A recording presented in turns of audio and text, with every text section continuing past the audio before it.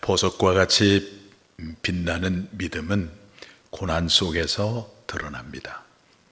하나님은 고난을 통해서 우리를 흔들어서 가짜인지 진짜인지, 내가 모래 위에 세워진 집과 같은 인생인지 아니면 반석 위에 세워진 집과 같은 인생인지를 보게 합니다. 고난 앞에 무너지는 사람이 있는가 하면은 고난 앞에 인내하고 견디면서 자신의 약함을 발견하고 더욱더 하나님을 의지함으로 하나님께 가까이 나아가는 사람들이 있습니다. 바로 이 사람들이 고난 속에서 아름답게 피어난 꽃과 같은 믿음의 위인들입니다. 우리는 지금 어느 때보다도 고난 가운데 있습니다. 고난의 깊은 절망의 터널을 지나가고 있습니다. 그렇다고 출구가 보이는 것도 아닙니다. 그렇지만 하나님은 그 고난 속에서 무너지는 것이 아니라 더욱더 하나님을 의지함으로 우리 모두가 아름다운 믿음의 꽃을 피우시기를 원하십니다. 만약 고난을 통해서 우리가 아름다운 믿음의 꽃을 피울 수 있다면 지금의 고난은 결코 저주가 아니라 진정한 축복을 위한 선물임을 훗날에 우리는 고백할 수 있을 것입니다.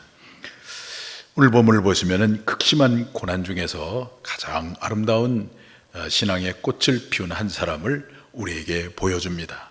우리가 잘 아는 바로 욥이라고 하는 사람입니다. 욥은 고난 속에서 아름다운 신앙을 간직한 사람입니다. 하나님은 우리도 지금 당하는 이 고난 속에서 아름다운 신앙의 꽃을 피우시기를 원하십니다. 어떻게 하면 이 고난 속에서 아름다운 신앙의 꽃을 피울 수 있겠습니까? 첫째는 고난 중에 흔들리지 않는 신앙을 가져야 합니다. 오늘 11절 말씀을 다 같이 보겠습니다. 내 발이 그의 걸음을 바로 따랐으며 내가 그의 길을 지켜 치우치지 아니하였고, 여기 말씀에 보면 그의 길을 지켜라고 하는 말이 있는데 믿음의 길, 신앙의 길을 의미하고 또 치우치지 아니했다고 하는 말은 흔들리지 않았다는 것입니다. 욥은 극심한 고난 속에서도 그의 신앙이 흔들리지 않았습니다. 욥은 양이 7천이요 낙타가 3천이요 암소가 500결이요 또 암나귀가 500마리가 되는 그야말로 거부 중의 거부였습니다. 그런가 하면 그에게는 사랑스러운 10명의 자녀가 있었습니다. 그런데 하루아침에 그 모든 재물을 다 앗아갔고 눈에 넣어도 아프지 않을 만큼 사랑스러운 자녀를 다 데려가고 말았습니다.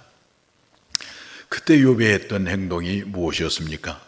겉옷을 찢고 머리털을 밀고 땅에 엎드려 하나님께 예배를 드리면서 주신 자도 여호와시오 취하실 자도 여호와시오니 여호와의 이름이 찬송을 받으실지이다. 극심한 고난 속에서 욥은 범죄하지 않았고 하나님을 향하여 원망하지 않았고 설명할 수 없는 고난이었지만 그럼에도 불구하고 그 속에서 욥은 하나님을 찬송했다고 하는 것입니다. 몸에 종기가 나서 견딜 수 없었을 때 마지막 그의 생에 반려자 있던 아내마저 욥을 찾아와 말합니다.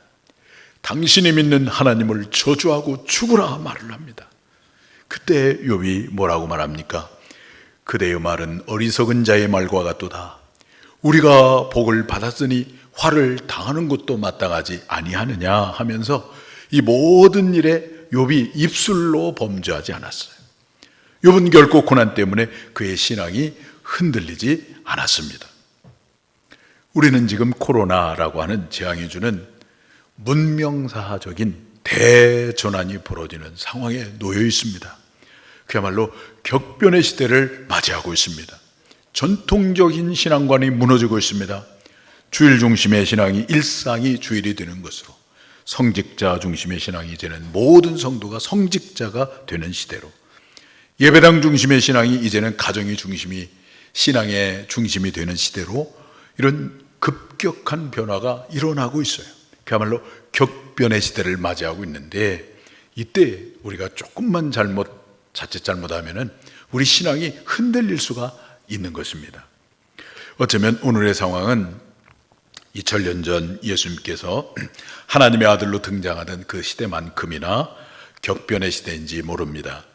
예수님 당시에 철저하게 율법을 지켜야 한다고 유대 사회에서 분리되어 구별된 의식을 가지고 다른 사람을 정죄하고 분리하며 살았던 바리새파가 있었습니다. 또 그런가 하면은 전통적으로 내려오는 종교 기득권을 붙들고 사는 사두개파로서 이스라엘 백성들을 하나님께 드리고 또 하나님의 축복을 그 백성들에게 전해주는 그 제사장의 본질을 잃어버리고 오직 성전을 통해서 자신의 부를 축적하며 살았던 가야바와 같은 그러한 제사장들이 있었습니다. 뿐만 아니라 다른 사람을 정죄하는 이 바리새파에 대해서도 반동하고 또 이 종교라고 하는 직위를 이용해서 자신의 부를 축적하는 사두개파에 대해서도 반대하고, 그러면서 신앙의 순혈주의를 자처하면서 오직 자신들만이 하나님의 대의라고 생각하며 그 대의를 위해서는 죽음도 불사하며 정의를 위해서는 불의한 세력에 대해서 폭력도 정당화하며 활동을 했던 열심 당원들이 있었습니다. 그런데 그 당시에 예수님의 죽음과 부활을 믿는 그리스도의 공동체는 어떻게 살았을까요? 그리스도의 부활 공동체의 성도들은 인간적으로 보면 매우 약한 사람들이었습니다. 바리새인들이 죄인이라고 취급하는 사람들이었습니다. 그들은 예루살렘의 중심부에 있는 사람들이 아니라 주변에 있는 사람들이었지만, 그렇다고 그들은 바리새인들처럼 자신들만 의롭다고 하면서 다른 사람을 정죄하지 않았고, 사두개파처럼 종교를 이용해서 자신의 부를 축적하지도 않았고, 열심당원들처럼 대의를 위해서 폭력을 정당화하며 폭력을 일삼지 않았습니다. 그들은 격변의 소용돌이 속에, 그리고 핍박과 고난 속에서 초대 교회 그리스도의 부활 공동체의 성도들은 어떻게 살았느냐? 부활하신 예수 그리스도를 믿고 따르고 끝까지 순종하며 살았습니다. 결코 그들은 그 격변의 소용돌이 속에서 흔들리지 않았고, 극심한 그 고난과 핍박 속에서도 흔들리지 않았고, 부활하신 예수 그리스도를 주로 모시고 주님을 따르고 끝까지 순종하며 삶을 살았어요.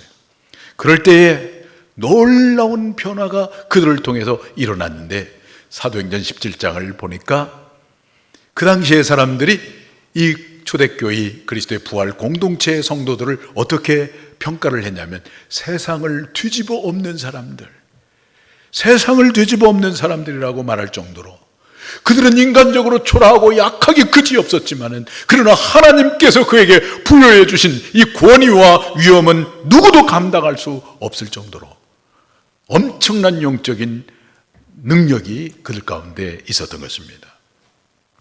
여러분, 우리 그리스도인의 능력은 우리 어떤 외모에 있는 것이 아니라 그리스도를 끝까지 따르는 그 믿음에 있는 것입니다. 흔들리지 않는 신앙에 있는 것입니다. 우리 사랑하는 우리 모든 성도님들이 욥처럼, 초대교회 그리스도인들처럼 흔들리지 않게 되기를 축복합니다. 그럼에도 불구하고 우리의 신앙생활이 흔들릴 때가 종종 있습니다. 처음에 하나님의 부르심의 소명과 베푸신 은혜에 감격하여 뜨거운 마음으로 사역을 시작했고 믿음을 붙들었습니다.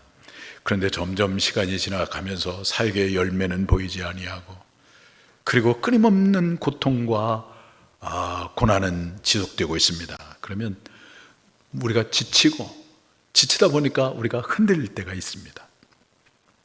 바울의 동역자들 가운데 바울이 젊고 왕성한 사역을 하고 그 풍성한 열매를 맺고 있을 때는 열심히 동역을 했던 그런 동역자들이 이제 바울이 늙고 병들고 점점 죽음의 날이 가까우니까 하나씩 둘씩 사도 바울 곁을 떠나게 됩니다. 디모데후서 4장 10절 말씀을 한번 보겠어요. 데마는 이 세상을 사랑하여 나를 버리고 데살로니가로 갔고, 그레세게는 갈라디아로, 디도는 달마디아로 갔고, 누가만 나와 함께 있느니라. 네가 올 때에 마가를 데리고 오라. 그가 나의 일에 유익하니라.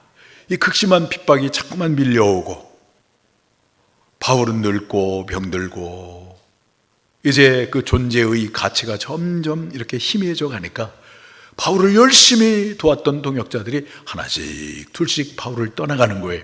대만은 세상을 사랑해서 바울을 떠나고, 그레스게는 갈라디아로 가고 디도는 달마디아로 가고, 누구만이 바울과 함께 끝까지 남았냐면 이 사도행전을 기록한 누가만 바울과 함께 남았어요.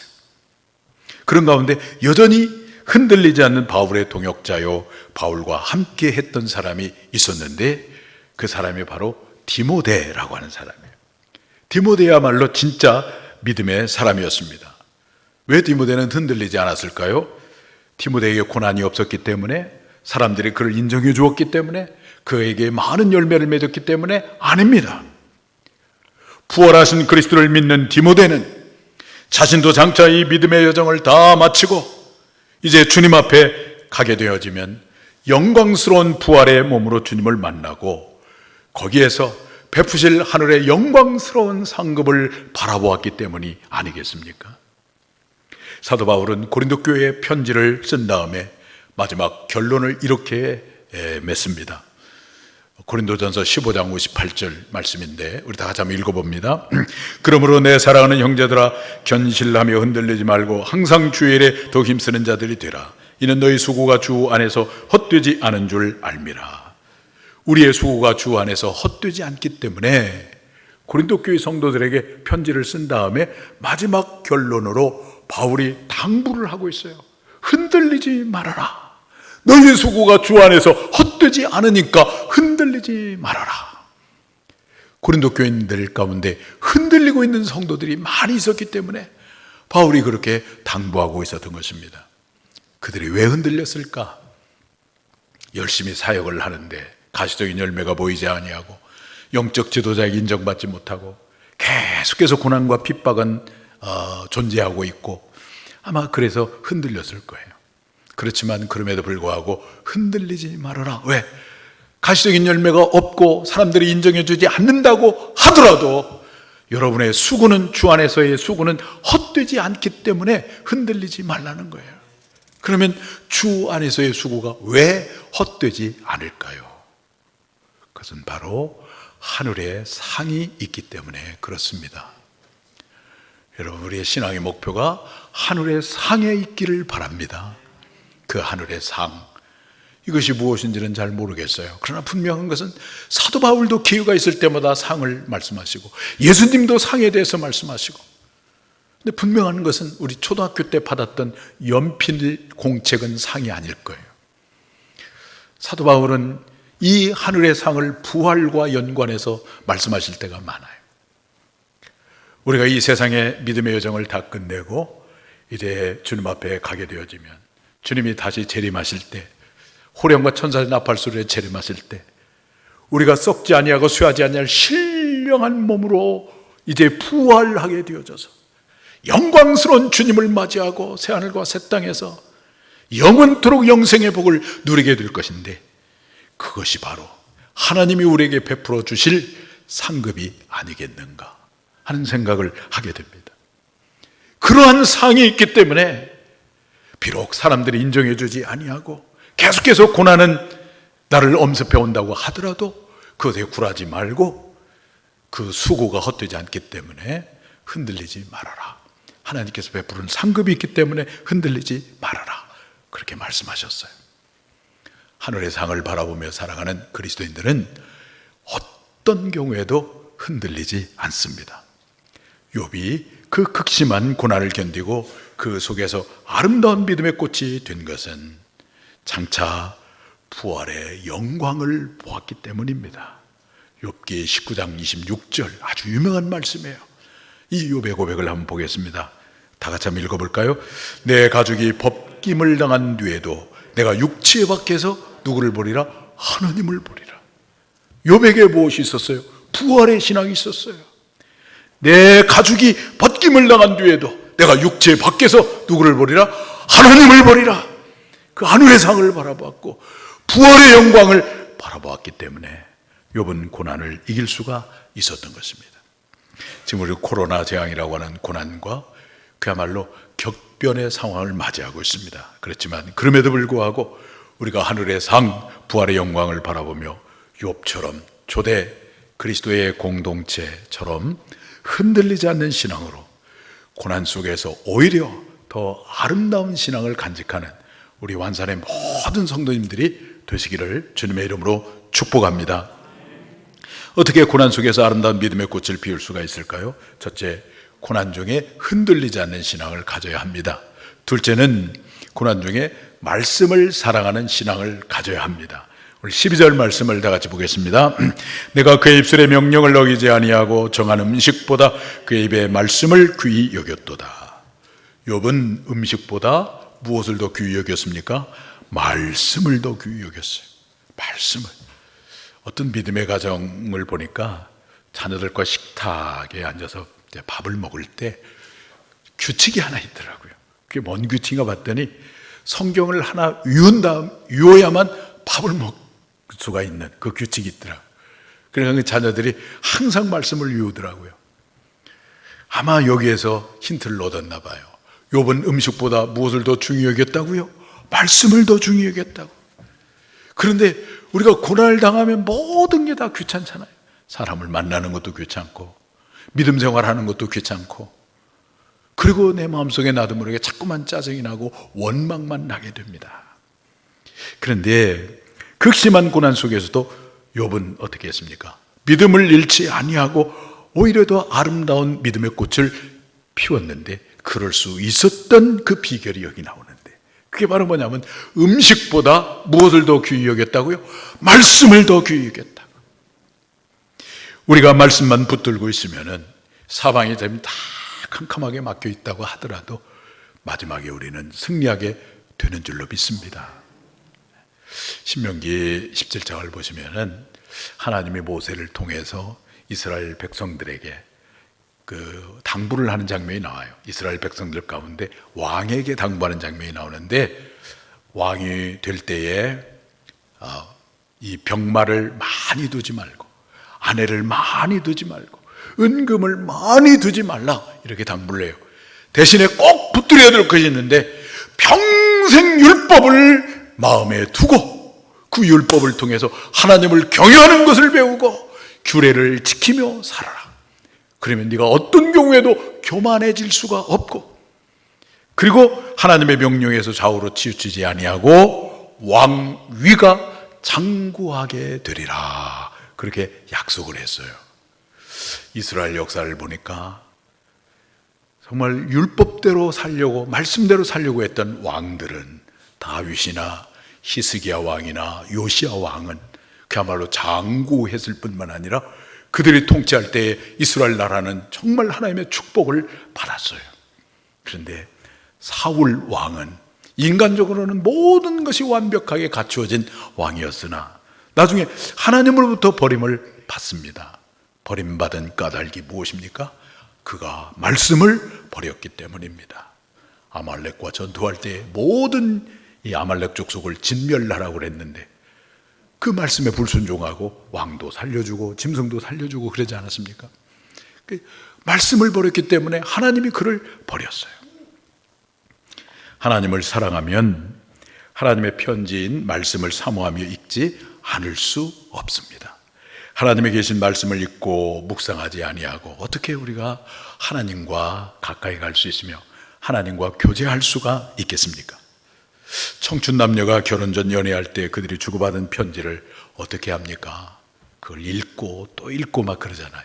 그러다가 사랑이 조금 식으면 가끔 읽고, 그러다가 헤어지면 어떻습니까? 그 편지 다 밖에 버리잖아요. 근데 성경 말씀은 하나님의 사랑의 편지예요. 오늘 여러분 한 분 한 분을 사랑하는 사랑의 편지가 바로 하나님의 말씀, 성경 말씀입니다. 그 편지를 읽으면서 우리는 하나님의 사랑을 알게 되고 하나님의 마음을 알게 되고 하나님의 뜻을 알고 하나님의 섭리를 알게 되는 것입니다. 그러면서 내가 처한 상황을 초월하여 흔들리지 않는 아름다운 믿음을 갖게 되는 것입니다. 말씀을 음식보다 더 귀히 여기시는 여러분 모두가 되기를 축복합니다.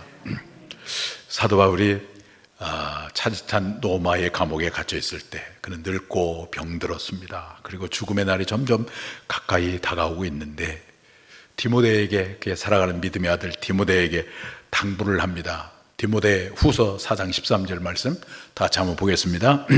네가 올 때 내가 두로와 가보의 집에 둔 겉옷을 가지고 오고 또 최근 특별히 가죽 중에 쓴 것을 가져오라. 디모데에게 마지막으로 당부를 하는데 가죽 옷을 가져와라. 아마 추웠던 것 같아. 감옥에 가죽 옷을 좀 가져와라. 그 겉옷을 가져와라. 그리고 두 번째 당부한 것이 있는데 가죽 중에 쓴 책을 가져오라. 그렇게 당부해요. 가죽 중에 쓴 책이 무엇일까요? 양피지에 기록한 책, 다시 말하면 성경책이에요. 성경책. 바울이 임종을 앞두고 마지막까지 붙들고 싶었던 것은 무엇이었습니까? 바로 하나님의 말씀이었습니다. 마지막까지 우리가 붙들어야 될 것은 말씀입니다. 그 세상의 인기, 명예, 영화, 권력 다 그 지나가는 것들인 거예요. 그러나 우리가 끝까지 붙들 수 있어야 되는 것은 바로 하나님의 말씀입니다. 그런 의미에서 우리 교회가 40일 성경 통독을 지금 하게 됐는데 너무나 잘한 것 같습니다. 여러분 잘 하고 계시죠? 아멘이 좀 적은데 겸손해서 그런 것이죠. 여러분 통독 잘하고 계시죠? 어느 장로님이 그러시는 거예요. 목사님 분량이 너무나 작아요. 이거 하루에 다 제가 하겠습니다. 그러더라고요. 하루에 해도 좋은데 그러나 그만큼씩 이렇게 또박또박 하면서 우리가 정독하는 게 중요할 것 같아요. 정독하는 거. 저도 해보니까 너무나 좋더라고요. 말씀을 읽으면서 하나님의 마음을 알게 되고 나를 사랑하신 하나님의 사랑을 알게 되고 사랑의 열심을 느끼게 됩니다.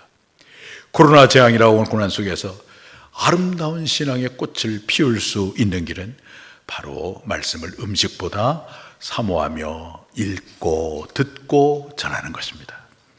여러분 사방이 다 막혀 있어도 말씀 붙들고 살면 말씀이 길이 됩니다. 제가 좀 오래전에 경험했던 것인데 중보기도 학교라고 한 13주 훈련을 마치고 단기 선교를 가게 되는데 이제 조별로 이제 선교할 나라를 제비를 뽑아요. 우리 조장이 제비를 뽑았는데 하필이면 일본이 뽑혔네. 정말 그 내 마음속에 분노로 가득했던 일본이 뽑힌 거예요.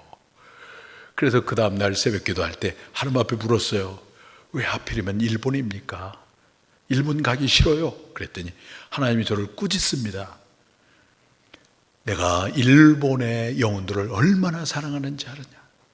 그 일본의 영혼들을 위해서 수많은 선교사를 보냈고 그 선교사들이 그 땅에서 피를 흘렸다. 그렇게 내가 일본 사람의 영혼을 사랑한단다. 그 말을 듣고 제가 얼마나 울었는지 몰라요. 울면서 막 회개했어요. 그래서 이번에 단기 선교는 일본 영혼을 사랑하는 거, 요거 한 가지만 내가 실천하자. 그리고 또 한 가지는 제가 그 회계를 맡았거든요. 재정을 맡았는데 이 재정을 잘 감당하는 거, 이 두 가지만 잘 감당하고 순종하는 것을 목표로 세워서 목사라고 하는 계급장을 다 떼어내고, 저희 조장은 37살 먹은 새파란 젊은 자매였어요. 그래서 그분에게 내가 절대 순종하는 것을 내가 배워야 되겠다 하고 이제 단기 선교를 갔어요. 어떤 프로그램도 없었고 선교에 대한 계획이 없었어요. 그러나 꼭 이것만은 절대로 빼먹지 말고 하자고 약속을 했는데 그게 바로 말씀 기도였습니다. 하루에 3번 2시간씩, 새벽에 2시간, 또 오전에 또 2시간, 잠자기 전에 또 2시간 말씀을 읽고 기도하고 나누고 이 일을 했는데, 그 말씀을 통해서 상상할 수 없는 놀라운 하나님의 인도를 받았어요. 일본 교회 13군데를 방문하게 되었습니다. 저는 설교하려고 꿈에도 생각을 못했는데 얼마나 설교를 많이 했는지 몰라요. 설교를 할 수 있는 축복을 주시고, 그 일본 사람들이 그런 거예요. 우리가 뭘 요구하지도 않았는데 우리한테 와서 정말 죄송하다고, 우리를 용서해달라고, 우리 한국을 괴롭힌 것에 대해서 용서해달라고. 일본의 크리스찬들은 참 정직하더라고요, 보니까. 그래서 일본 영혼을 사랑하는 마음을 이제 갖게 되었고, 생각지도 않은 풍성한 선교를 경험하고 돌아올 수가 있었어요. 이걸 통해서 하나님이 어떤 축복을 주셨냐면, 말씀이 곧 길이다 라고 하는 이 경험을 할 수 있는 축복을 베풀어 주었습니다. 코로나 재앙의 고난 속에서 우리 모든 성도님들이 말씀을 소리내어 음성으로 읽을 수 있기를 바랍니다. 여러분, 이 말씀은 문자로 기록되어 있지만 원래는 어떤 것이었을까요? 원래는 문자였을까요? 음성이었을까요? 음성이었습니다. 하나님이 모세에게 음성으로 들려준 거예요. 하나님이 그 성경 이 기자들에게 음성으로 들려주신 거예요. 예언자에게 음성으로 들려줬고, 예수님도 제자들에게 음성으로 들려주셨어요. 그것을 구전으로 이렇게 전하다가 나중에 이걸 문자로 기록한 거예요.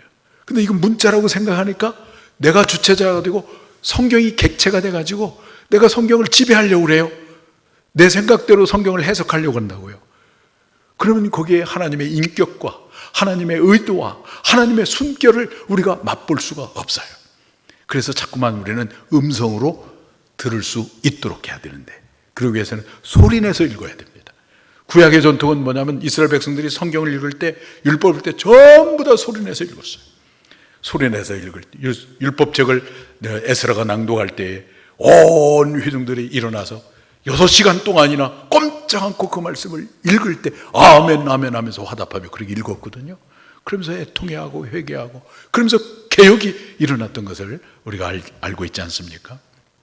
말씀을 그렇게 음성으로 들으셔서 여러분의 마음에 새겨지심으로 그 말씀을 통해서 이 고난 속에서 우리 모두가 흔들리지 않는 아름다운 신앙의 꽃을 피우는 여러분과 제가 되기를 주님의 이름으로 축복합니다.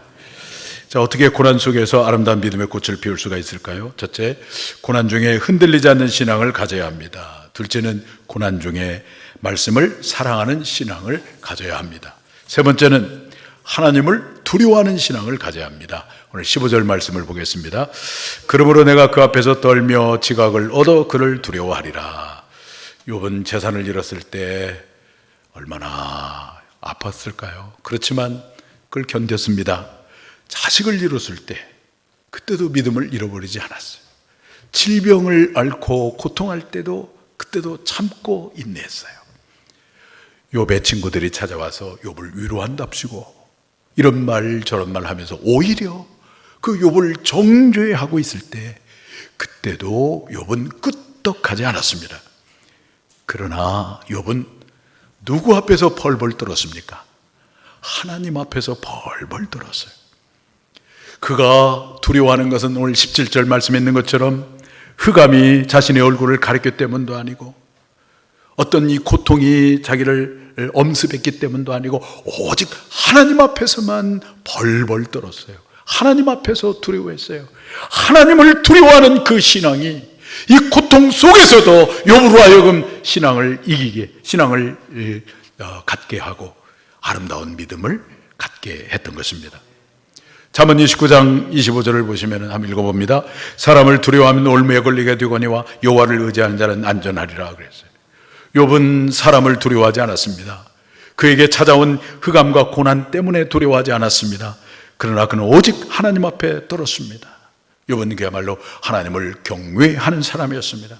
여러분, 우리가 하나님을 진심으로 두려워하면 모든 두려움에서 자유를 얻습니다. 사람의 시선에 대해서, 또 질병의 고통에 대해서, 경제적인 어떤 시련이 주는 두려움에서 우리는 자유할 수가 있는 것입니다. 그러므로 우리에게 중요한 것은 하나님을 두려워하는 것입니다. 어떻게 우리가 하나님을 두려워하는 마음을 가질 수가 있겠습니까? 그러기 위해서는 믿음의 눈을 떠야 됩니다. 영의 눈이 떠져야 됩니다.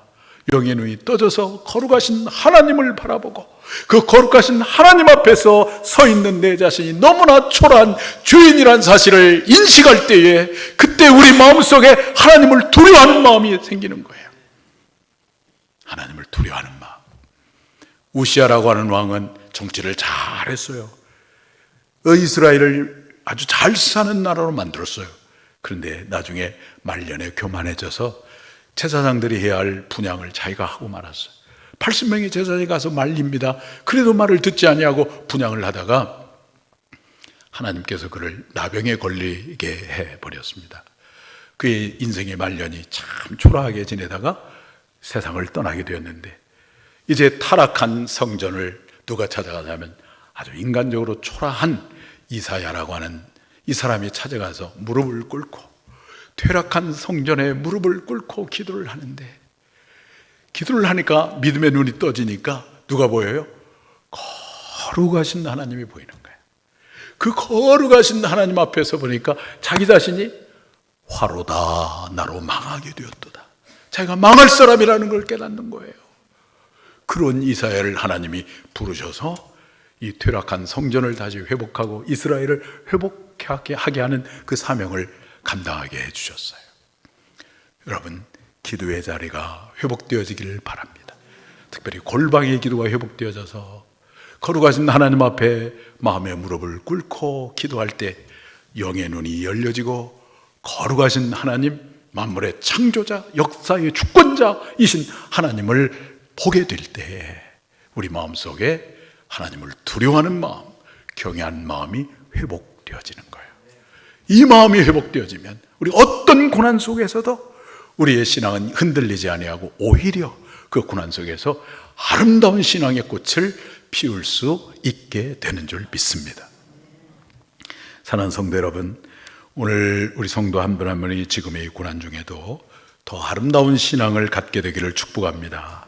그러기 위해서는 하늘의 상을 바라보며 흔들리지 않는 신앙을 갖게 되기를 바라고, 음식보다 말씀을 더 귀하게 여기는 신앙을 갖게 되기를 바라고, 믿음의 눈을 떠서 거룩하신 하나님을 바라봄으로 하나님을 경외하는 마음, 두려워하는 마음을 갖게 되기를 바랍니다. 그래서 고난 속에 있지만 가장 아름다운 신앙의 꽃을 피우는 우리 완산의 모든 성도들이 되시기를 주님의 이름으로 축원합니다.